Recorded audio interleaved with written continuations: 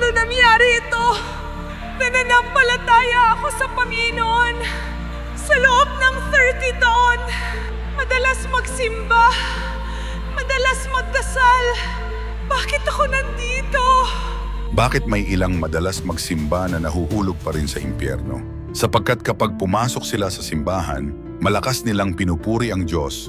Ngunit paglabas nila, namumuhay sila tulad ng mga hindi mananampalataya. Sakim, mainggitin, ikinukumpara ang sarili sa iba, hinahabol ang masamang kalakaran, at maging sa pag-inom, pagsusugal at pagpapakasasa sa kasalanan. Malinaw na sinabi ni Jesus, hindi ang bawat nagsasabi sa akin, Panginoon, Panginoon, ay papasok sa kaharian ng langit, kundi ang gumaganap ng kalooban ng aking Ama na nasa langit. Kung naniniwala ka na ang mga salita ng Panginoon ay hindi nagbabagong katotohanan, Amen.